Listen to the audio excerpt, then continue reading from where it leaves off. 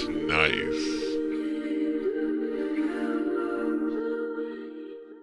What's up, guys? It's Rev J again. I'm kind of sitting in the floor of the garage here in front of the H8RDCPTR C10. Now, when we were rebuilding this thing and doing the roll pan and everything, we needed to come up with a new solution for the taillights. If you guys remember, I got these new fenders, but they don't make the 66 style fenders anymore that had the little provision that holds the reverse light, which we then in turn turned into the taillight by Frenching the bucket in place. So because those don't exist anymore, I went ahead with the old style fenders. I still like them, no big deal, but a solution for the taillights is necessary. Now the factory uses the normal style bucket like this here, and has a bracket that comes off these couple of holes and kind of holds the taillight off to the side. If I can, yeah, I kind of like that. You get the point. Look at factory pictures. The thing is, I don't like that. It's kind of got that alien antenna look off to the side. It's not really what I want to do. I temporarily just bolted the other one, just kind of over there. That's on the front of the bedside, not actually into it the way I want it. We could consider going and actually sort of Frenching something back in. So I laid out some lines here. Let's see if you guys can see these. Laid out some lines on here of the rough shape of this cup. The idea being that if I were to cut into the bedside, I could of course kind of weld that in there and then have the taillight cup be part of the bedside. Problem with that, of course, being that I'm cutting my brand new bedsides. Then I thought, well, wait a minute. If I'm going to cut this to fit this, why don't I just cut the bucket to fit against the bedside? And the reason I can do that is that these LED lights, they're only, what is that, about 3/4 of an inch thick. So they don't actually go in to the bucket that far. They only go in to right about where that little set screw is, which you can kind of see there.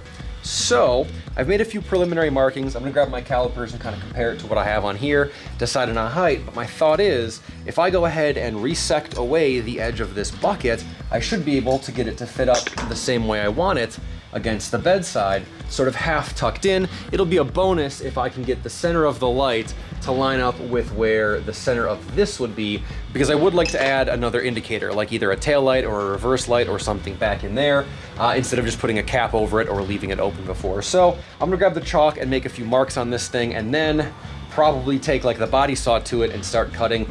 These are about $44 a piece, which is crazy because they don't sell just the bucket. You have to buy the whole assembly with a new lens and everything. I have my new lenses sitting over there. I'm gonna do all the mods on my old lenses in case anything happens, doesn't fit, gets broken. I don't wanna have to replace this again. It's still much easier to have to grind something like this off with a few welds and just surface this back than it would be to actually fix a huge hole in the bedside or something like that. So I'm gonna mark this up and see where we can get.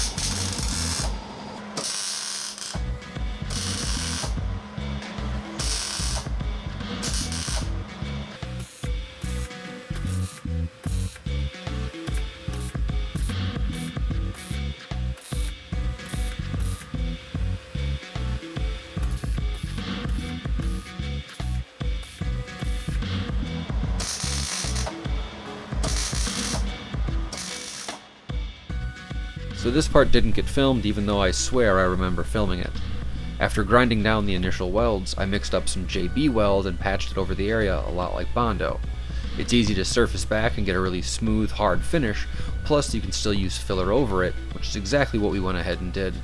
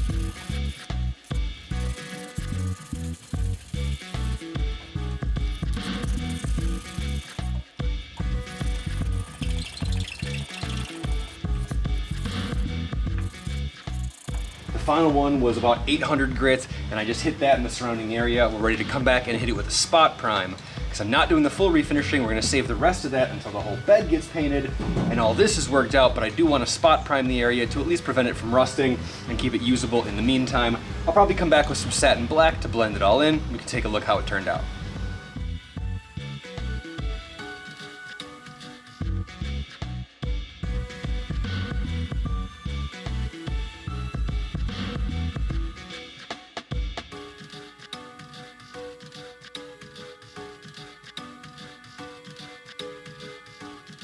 All right guys, so while that dries, let's take a look at this. Now this is the old tail light, and as you can see it's got 3 wires on it with spade terminals. Now that's because we cut the original fixture off.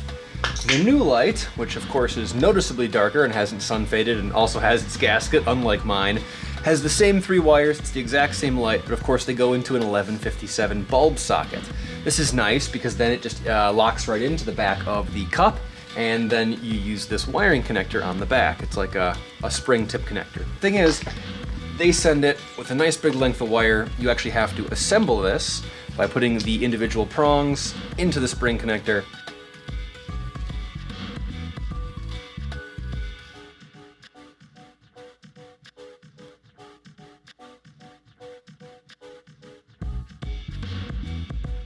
And then that can go into the housing itself.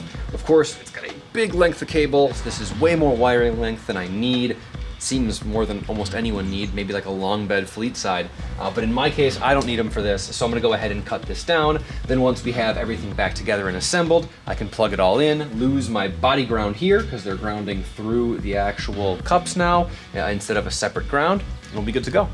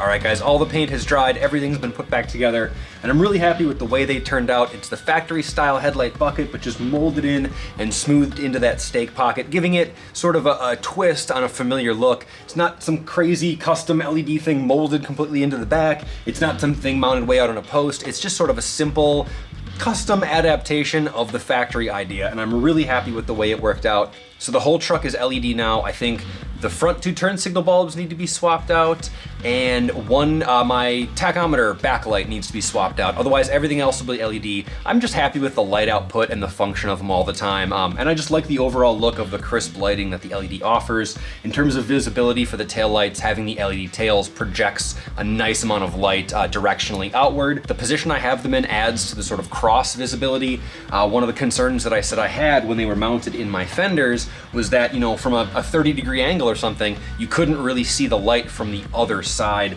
and this definitely combats that. It also raises it up. The truck's got about a 6-inch drop, and with the new position, the taillights fall much more in line with sort of your natural line of sight. Even in my Yukon, if I pull up to the back of this thing, I still have a nice line of sight on the taillights, which is gonna, again, aid with visibility and just sort of take that worry away from my mind. Let me know what you guys think in the comments below. Definitely check me out on social media. I'll have that here on screen. Definitely check out the H8RDCPTR playlist and the Rebuild Everything playlist. I will have links in the description below for those, as well as all the other stuff on the channel. Check out my build over on the 67 to 72 Chevy truck forums. There's always more coming, more on the truck, more on the Yukon, more on other stuff. If there's anything you guys want to see, definitely reach out and let me know. Use the hashtag RebuildEverything or tag me in your social media so I can check those posts out. Like I said, there's a lot more coming.